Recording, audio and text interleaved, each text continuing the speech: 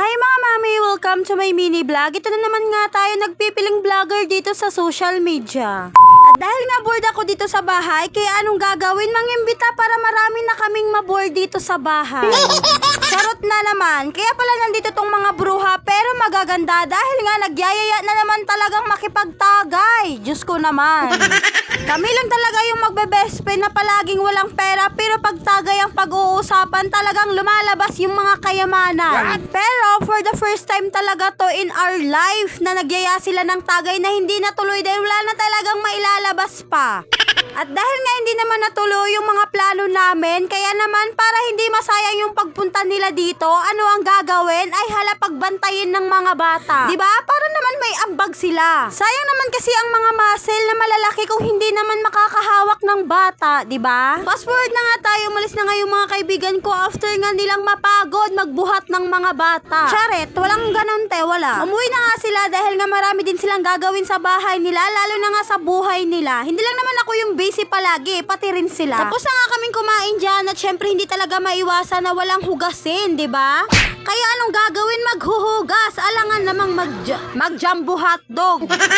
Maghuhugas na nga sana talaga ako ng plato dyan, kaso nga lang biglang umextra itong asawa ko. At dahil nga sa trabaho naman siya pupunta at hindi sa babae niya, kaya naman pinagbigyan ko na nga lang muna siya dyan. Inaumpisahan ko na nga magmo-move on sa asawa ko, kaso nga lang sa mga paningin ko mas lalo man siyang pumupogi. Oy, paano man ako magmo-move on nito, diba?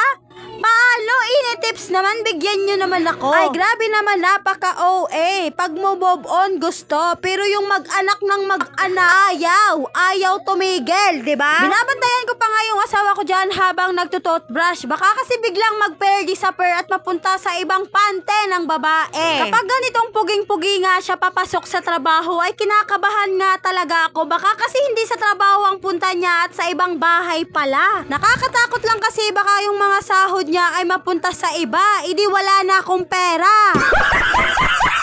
Sa mga nakikita nyo nga ay naghugas na nga ako ng plato. Pag mga ganitong paalis na nga yung asawa ko ay talagang dinodoble-doble ko na yung mga ginagawa ko dahil marami pa nga akong gagawin. Nakakapagpahinga lang kasi talaga ako kapag tapos na nga ako sa mga ginagawa ko at tapos na nga rin maligo yung mga bata at nakahiga na nga kaming tatlo nanonood ng palabas. Buti pa nga yung mga anak ko ay araw-araw nga naliligo. Yung nanay 3 beses lang naliligo sa isang linggo.